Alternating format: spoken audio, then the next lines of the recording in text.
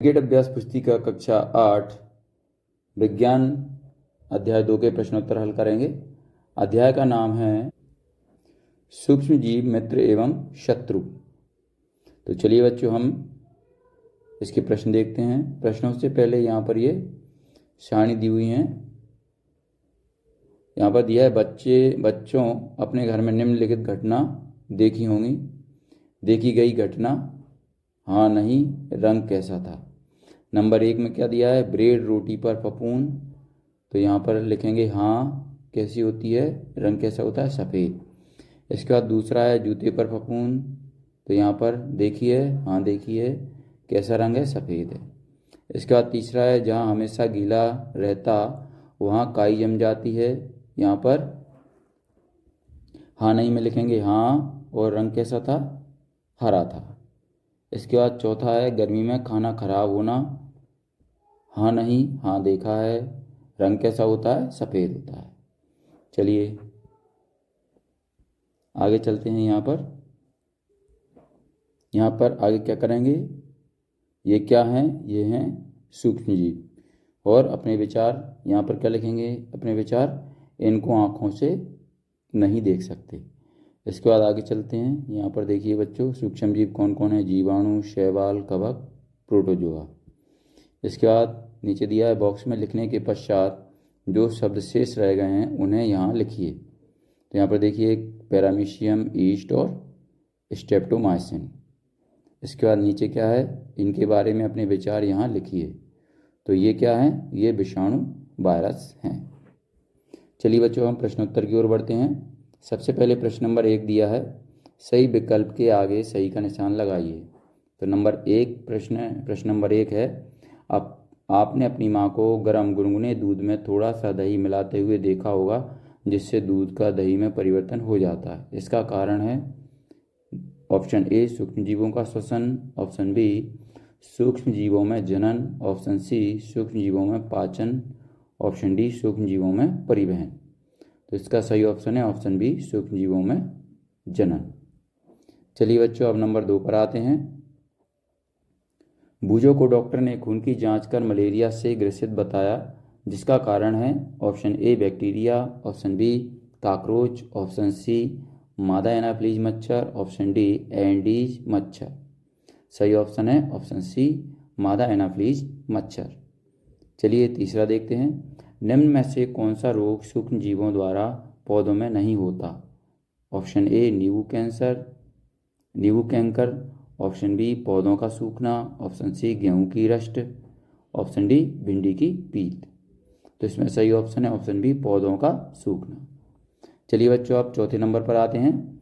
आपने बाजार से ब्रेड लाकर उसे खुले तथा नम स्थान पर रख दी, तो कुछ समय बाद उस पर काली संरचनाएं दिखने लगेंगी। इसका कारण है ऑप्शन ए जीवाणु, ऑप्शन बी विषाणु, ऑप्शन सी कवक, ऑप्शन डी प्रोटोजोआ।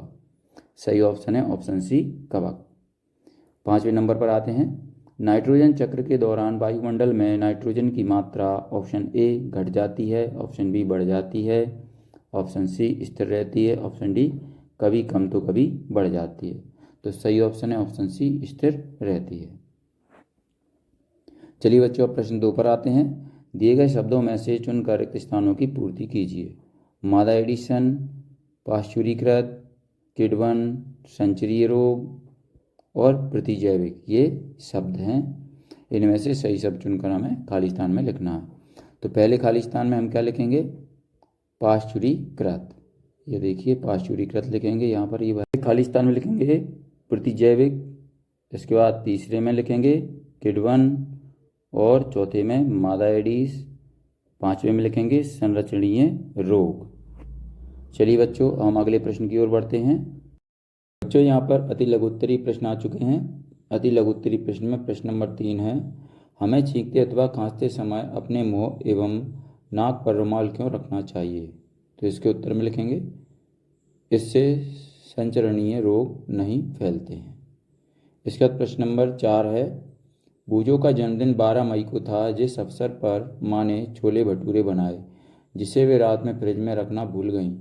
बूझों ने उसे दूसरे दिन दोबारा खा लिया, जिससे बूझों को उल्टी होने लगी। अस्पताल ले जाने पर डॉक्टर ने बताया कि यह खाद्य विषाक्तन के कारण है। बताइए भोजन विषाक्तन कैसे हो गया। तो इसका उत्तर हम लिखेंगे, सूक्ष्म जीवों द्वारा संदूषित भोजन करने से खाद्य विषाक्तन हो सकता है। हमारे भोजन में उत्पन्न होने वाले सूक्ष्म जीव कभी कभी विषैले पदार्थ उत्पन्न करते हैं। चलिए बच्चों, अब प्रश्न नंबर 5 पर आते हैं।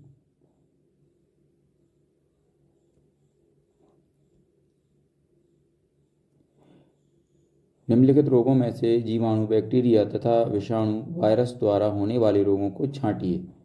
इसमें रोगों के नाम दिए हैं, हैजा, क्षय रोग, खसरा, पोलियो, टाइफाइड और हेपेटाइटिस ए।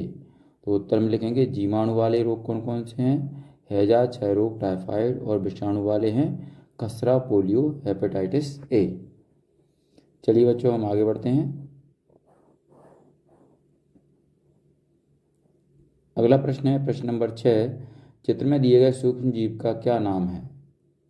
तो उत्तर लिखेंगे अमीबा। चलिए अगला प्रश्न देखते हैं। प्रश्न नंबर 2 है, यह सूक्ष्म जीव किस वर्ग में आता है। उत्तर में लिखेंगे प्रोटोजोआ। अगला है तीसरा, इस वर्ग द्वारा होने वाले किसी रोग का नाम लिखिए। उत्तर में लिखेंगे मलेरिया, पैचिस, टाइफाइड। अब प्रश्न नंबर 7 है, पाश्चुरीकृत दूध को बिना उबाले ही इस्तेमाल कर सकते हैं, लेकिन अपाश्चुरीकृत दूध को इस्तेमाल करने के लिए उबालना आवश्यक है, क्यों। तो उत्तर में लिखेंगे अपाश्चुरीकृत दूध को इस्तेमाल के लिए उबालना आवश्यक है क्योंकि इसमें सूक्ष्म जीव पाए जाते हैं। चलिए बच्चों, अब प्रश्न नंबर 8 आ चुका है। बूझो अपने बीमार मित्र को देखने उसके घर गया। उसने देखा कि उसके घर के बाहर गड्ढों में पानी भरा हुआ है। उसके घर के कूलर में भी पानी भरा हुआ है, उसमें मच्छर पनप रहे हैं। बताइए। नंबर 1, बूझो का मित्र कौन कौन सी बीमारी से ग्रसित हो सकता है। तो उत्तर में लिखेंगे बूझो का मित्र मलेरिया तथा डेंगू बीमारी से ग्रसित हो सकता है। इसके बाद दूसरा है प्रश्न, उसके बीमार होने का मुख्य कारण क्या हो सकता है। उत्तर लिखेंगे उसके बीमार होने का मुख्य कारण मादा एनाफ्लीज या मादा एडीज मच्छर हो सकता है। इसके बाद नंबर 3 पर आते हैं, इस बीमारी से बचने के लिए उसे कौन कौन से उपाय करने चाहिए। तो उत्तर में लिखेंगे मच्छरदानी का प्रयोग, मच्छर भगाने वाले रसायन का प्रयोग, एकल या भरे जल के जमाव को रोकना। फिर अगला है प्रश्न नंबर 9, पहेली ने एक बर्तन में मैदा, थोड़ी सी चीनी, एक चुटकी ईस्ट पाउडर मिलाकर गर्म जल से गूंथ लिया। इस गूंथे हुए आटे को उसने रख दिया। निम्न प्रश्नों के उत्तर दीजिए। नंबर 1, पहेली 2 घंटे पश्चात इसमें क्या परिवर्तन देखेगी। उत्तर में लिखेंगे गुथा हुआ मैदे का आयतन बढ़ जाता है। अगला प्रश्न है दूसरा, पहेली ने गुथे हुए आटे में जो परिवर्तन देखा वह किस कारण से हुआ होगा। तो उत्तर में लिखेंगे पहेली के गुथे आटे में जो परिवर्तन हुआ उसका मुख्य कारण ईस्ट का तीव्रता से जनन करके श्वसन के द्वारा कार्बन डाइऑक्साइड उत्पन्न करना है। यह गैस खमीर वाले मैदे में बुलबुले पैदा करके उसका आयतन बढ़ा देते हैं। चलिए बच्चों, अब तीसरे नंबर का देखते हैं, इस प्रक्रिया का उपयोग किन खाद्य सामग्रियों को बनाने में किया जाता है। तो उत्तर में लिखेंगे ब्रेड, केक, डोसा आदि। चलिए प्रश्न नंबर 10 पर आते हैं, हमें भोजन को सदैव ढककर रखना चाहिए, उक्त कथन को स्पष्ट कीजिए। तो उत्तर में लिखेंगे बिना ढके भोजन में रोगाणु व हानिकारक पदार्थ हो सकते हैं जो भोजन में विषैले सूक्ष्म जीव उत्पन्न करते हैं। इसके बाद प्रश्न नंबर 11 है, पहेली ने कुछ आम खरीदे परंतु कई दिनों तक वह उन्हें नहीं खा पाई। बाद में उसने देखा कि वे सड़ गए हैं, परंतु वह जानती है कि उसकी दादी द्वारा बनाया गया आम का अचार काफ़ी समय तक संदूषित नहीं होता है। बताइए। नंबर 1, आम का अचार काफ़ी समय तक संदूषित क्यों नहीं होता है। तो इसमें उत्तर लिखेंगे हम, अचार में नमक व तेल के उपयोग से आम का अचार अधिक समय तक संदूषित नहीं होता। अब इसके बाद नंबर दूसरा है, आपके घरों में दादी मम्मी द्वारा किन किन खाद्य सामग्रियों को सूक्ष्म जीवों से बचाकर रखा जाता है। तो उत्तर में लिखेंगे हम, हमारे घर में आम का अचार, आंवला का अचार, पापड़ आदि को सूक्ष्म जीवों से बचाकर रखा जाता है। फिर तीसरा है, चीनी के उपयोग द्वारा किन किन खाद्य पदार्थों को लंबे समय तक सुरक्षित रखा जाता है?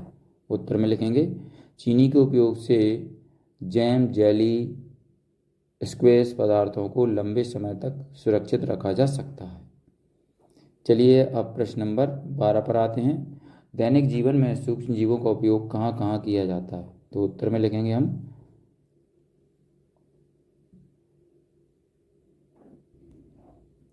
दैनिक जीवन में सूक्ष्म जीवों का उपयोग दही, ब्रेड व केक बनाने में किया जाता है।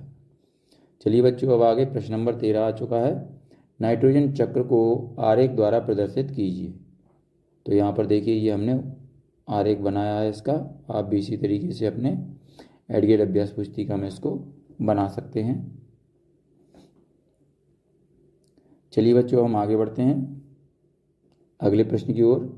अगला प्रश्न है हमारा प्रश्न नंबर 14।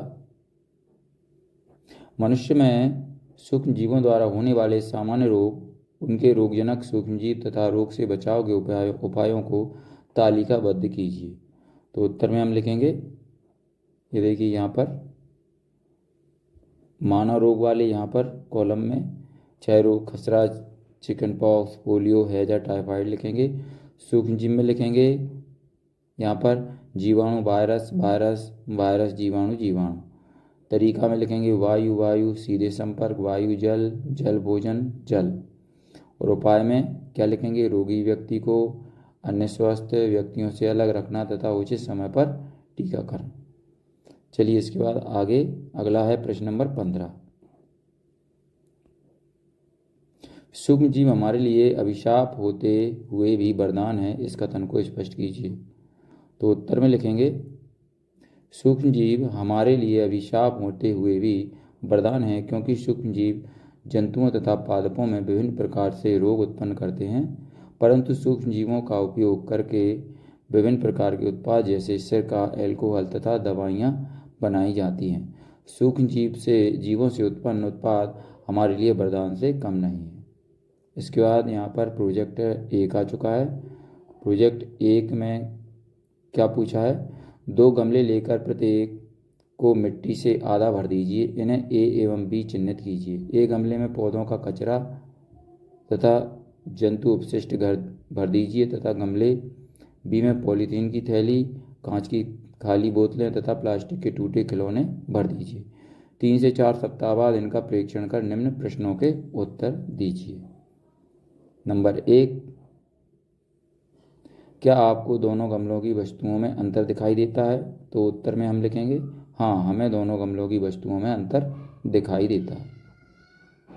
इसके बाद दूसरा देखेंगे, दोनों गमलों में से किस गमले की सामग्री का अपघटन हो गया है? तो उत्तर में लिखेंगे, दोनों गमलों में से गमले एक ही सामग्री का अपघटन हो गया है। फिर प्रश्न नंबर 3 पर आते हैं, सामग्री के अपघटन का क्या कारण है? उत्तर में लिखेंगे, अपघटन एक प्रकार की क्रिया है जिसमें तत्व अलग अलग सूक्ष्म भागों में विभाजित हो जाते हैं। अब इसके बाद चौथा है, जिस गमले की सामग्री का अपघटन नहीं हुआ उसके क्या क्या कारण हो सकते हैं? तो उत्तर में लिखेंगे, गमला बी की सामग्री का अपघटन नहीं हुआ क्योंकि उसके तत्व सूक्ष्म भागों में विभाजित नहीं हुए। इसके बाद 5वां है, जिस गमले की सामग्री का अपघटन हो गया उसके क्या क्या उपयोग हैं? तो उत्तर में लिखेंगे, गमले एक ही सामग्री का अपघटन हो गया, गमले एक ही सामग्री का उपयोग जैविक खाद्य के रूप में किया जा सकता है। चलिए बच्चों, प्रोजेक्ट नंबर 2 पर आते हैं।